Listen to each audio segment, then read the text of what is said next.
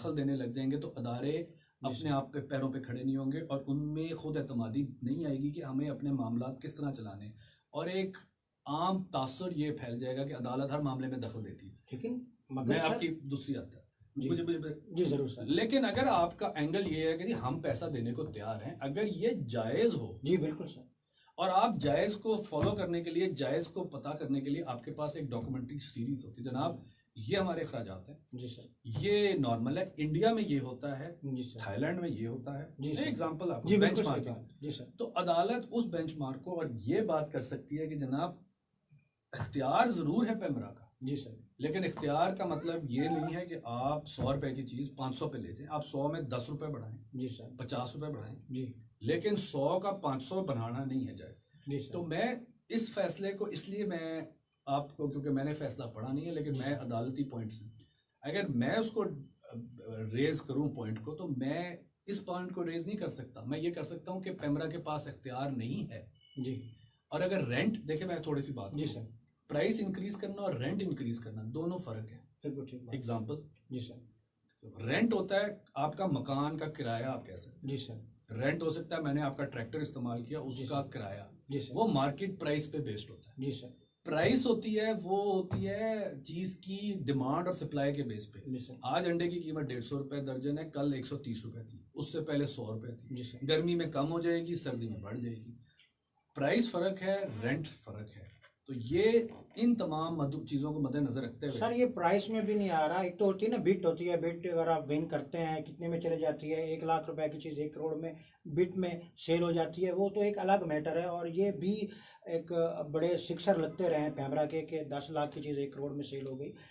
लेकिन पैमरा ने अब ये किया कि जो लाइसेंस पहले 1 करोड़ या 10 लाख में लिया गया वो अब हर ये एक टेनोर के बाद वो फिर से 1 करोड़ रुपया देंगे, रिवाइज करेंगे, जबकि सोर्स ऑफ इनकम जो है वो बड़ा लिमिटेड सा है रेडियो इंडस्ट्री। मैंने आपको अर्ज किया ना, फिर आपकी बात आ रही। अब आपने खुद सोर्स ऑफ इनकम पे बात की है, ये अनजस्ट है जी। तो आप जब अदालत में जाते हैं ना, तो फिर अगेन मैंने बताया, अदालत एक इंडिपेंडेंट या मुस्तहकम इदारे के मामलात में दखल सिर्फ और सिर्फ जी 3-4 ग्राउंड्स पे देती है। जी sir, violation of fundamental rights, यानी बुनियादी इंसानी हकूक, जी अगर आपके फंडामेंटल राइट्स वायलेट होते हैं। जी। दूसरा होता है कि अल्ट्रा वायरीज या ऐसी कोई चीज़ हो जो उसका आपके दायरा इख्तियार आपको नहीं है, आप ये कहें जी पेमरा का दायरा इख्तियार नहीं है जी, ये ये पॉइंट भी आप रेज करें। तीसरा पॉइंट हो सकता है कि जनाब जो आपका डिसीजन है मेलाफाइड है, यानी इसका मतलब है हमारी इंडस्ट्री को तबाह करना। जी जी चौथा है कि कुछ और आप एंगल लें। अगर आप इन 4 एंगल्स के और आप इनको प्रूफ करना होता है, जी सर, अगर आप इन 4 में से 1 या 2 पे लेके आप सुप्रीम कोर्ट में बात कर सकते हैं, सुप्रीम कोर्ट आपको सुनेगी। जी सर, ठीक है, मिसाल के तौर पे मेलाफाइडी को ले लें। जी सर, आप कहते हैं कि जनाब एग्जांपल मैं आपको देता हूँ, है ये बड़ी गलत और माजरत के साथ, जी सर, एक पीआईए आपकी इंस्टीट्यूट है, जी सर, सडनली आप उसके प्रॉफिटेबल रूट्स पे, जी सर, मिसाल के तौर पे लाहौर कराची पे आप प्राइवेट एयरलाइंस चलाते हैं, लेकिन जो उसके नॉन प्रॉफिट रूट्स हैं, जी सर, जो गिलगित बल्तिस्तान है, जी जी, जो स्कर्दू है, जी जी, जो गवादर है, उस पे आप एयरलाइंस नहीं जाती, जी सर, तो आप उसको वो ये ग्राउंड ले सकता है कि जनाब ये मुझे बस्ट करने के लिए, मुझे प्रॉफिट को कम करने के लिए ये लाई गई। जी बिल्कुल। मतलब इस तरह आपको प्रूफ करना होता है, आपको बताना होता है। सुप्रीम कोर्ट के अंदर अगेन मैंने आपको रिक्वेस्ट की, सुप्रीम कोर्ट एक इंडिपेंडेंट अदारे जो कि पेमरा है, पेमरा के साथ साथ मैं आपको ये बता दूं कॉन्स्टिट्यूशन 17 इदारों को, रेगुलेटरी अथॉरिटीज को इंडिपेंडेंट का दर्जा देती है। जी अच्छा, पेमरा, ओगरा, जी, नेपरा जी, और इस तरह 17 के करीब आना मेरे जहन में नहीं आ रहे। ये तमाम इंडिपेंडेंट इदारे हैं। जी सर, इनकी प्राइसिंग का लेवल जो है वो इंडिपेंडेंट इसलिए रखा गया क्योंकि ये रेगुलेटर्स हैं। जी सर, तो अगर आपने उनको चैलेंज करना है तो आपने कॉन्स्टिट्यूशनल इफेक्ट को इस तरह चैलेंज करना है कि वो बुनियादी हकूक या कॉन्स्टिट्यूशन या अपने दायरे इख्तियार से बाहर जा रहे हैं। जी, तो आपने वो दायरा इख्तियार का कॉन्सेप्ट ये है कि अदालत 3 फंक्शंस होते हैं, एडमिनिस्ट्रेशन जिस तरह आपके डीसीओ साहब हैं, कमिश्नर हैं, चीफ सेक्रेटरी हैं, उसके ऊपर और हैं, एक होता है आपकी अदालत और एक आपका लेजिस्लेचर होता है। ठीक है, एग्जीक्यूटिव के अंदर ही एडमिनिस्ट्रेशन आती है, एग्जीक्यूटिव एडमिनिस्ट्रेशन है।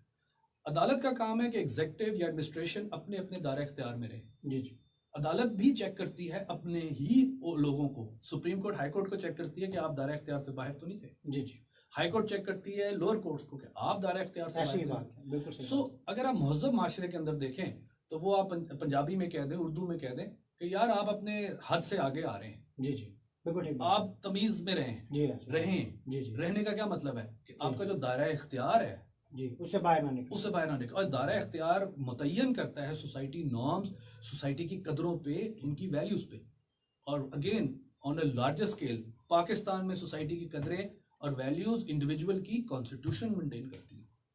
सर ये जब एफएम रेडियोस को लाइसेंस इशू किए गए थे और बड़ी कम रेट पर दिए जा रहे थे, तो उसके बाद कुछ ही अरसे में ये हुआ कि ये प्रीवियस तकरीबन 5 ईयर्स अगो इन्होंने क्या किया कि इन्होंने अपने गवर्नमेंट ने भी रेडियो चैनल्स लगाने शुरू कर दिए, एफएम चैनल्स। अब उनके तकरीबन 100 चैनल जो हैं वो गवर्नमेंट के अपने हो गए हैं, लाइक ISPR है, 89 है एफएम, इस तरह के बहुत से चैनल्स हैं जो ये गवर्नमेंट के अपने हैं। 89 तो प्राइवेट है सर नहीं, ये ISPR का है चैनल 89 जी, 89.4 89.4 89.4। तो क्या सर ये ऐसा तो नहीं है कि गवर्नमेंट चाह रही है कि जो प्राइवेट एफएम इंडस्ट्री है ये उसको ख़त्म करना चाह रही है और अपने बिल्डअप करना चाहती है? देखिए मैंने आपको अर्ज किया, मैं इसको कानूनी एंगल देता हूँ। जी सर। ठीक है, मैं इसको सियासी तो क्या एंगल, इसमें हमारे तहफ़्फ़ुज़ात जो हैं वो आपके तहफ़्फ़ुज़ात अपनी जगह दुरुस्त हम हैं, जी बहुत अच्छे।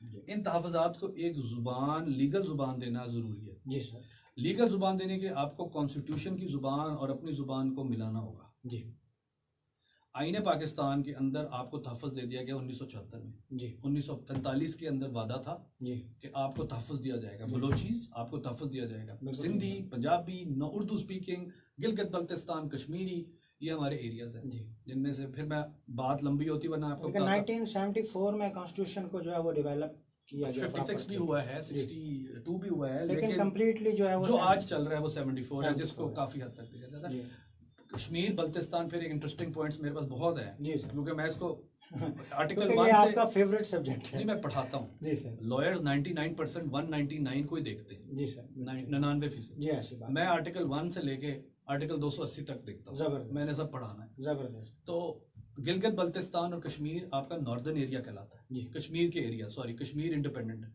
जी गिलगित बल्तिस्तान आपका नॉर्दर्न एरिया के अंदर आता है, जी वो प्रोविंस नहीं है। जी तो इसलिए गिलगित बल्तिस्तान से कोई आदमी वजीर आजम नहीं बन सकता। जी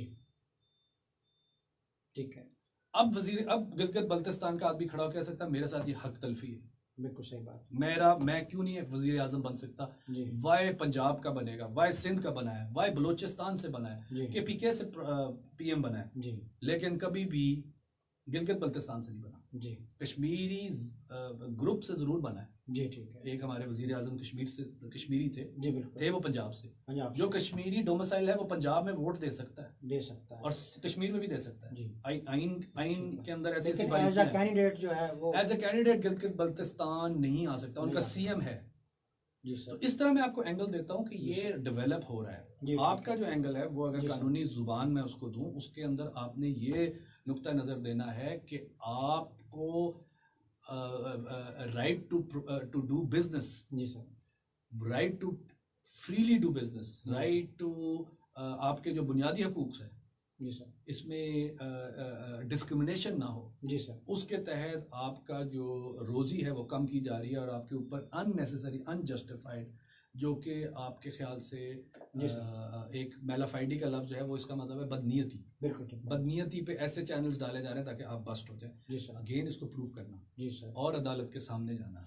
सर अब ये बारीकी सुप्रीम का कोर्ट काम ऑफ पाकिस्तान ने चूंकि हमारे अगेंस्ट डिसीजन Decision दे दिया, तो क्या अब हम रीअप्लाई कर सकते हैं? आप इस उन्हीं ग्राउंड्स पे नहीं करेंगे, उन ग्राउंड पे नहीं, एक नहीं। नए ग्राउंड्स के ऊपर? आप नए एंगल लेंगे, जी आप एंगल ही नए लेंगे, क्योंकि जो आपका मुखालिफ वकील होगा वो ये कहेगा कि ये जो है ये पहले, इसे हम रेस्ट जुडिकेटा कहते हैं, यानी कि ये चीज़ पहले डिसाइडेड और कंक्लूड हो चुकी है। यानी कि इससे ये भी साबित हुआ सामीन मोहतरम कि हमारे पाकिस्तान में चूँकि लोअर कोर्ट से हम अप्लाई करते हैं हाई कोर्ट की तरफ और हाई कोर्ट से हम सुप्रीम कोर्ट की तरफ अप्लाई करते हैं, और अगर सपोज़ सुप्रीम कोर्ट भी हमारे ख़िलाफ़ अगर डिसीजन दे देता है तो देन भी अगर हमारे पास नए हक़ाइक़ हैं तो हम एक नए ग्राउंड के ऊपर फिर से एक पटिशन दायर कर आप सकते हैं। सीधा सुप्रीम कोर्ट भी जा सकते हैं, जी। जरूरी नहीं है। ये 199 में यही खूबसूरत 199 में आता है जी कि आप सीधा हाई कोर्ट जाएंगे, जी, फिर से हम हाई कोर्ट जा सकते नहीं हैं। सिर्फ हाई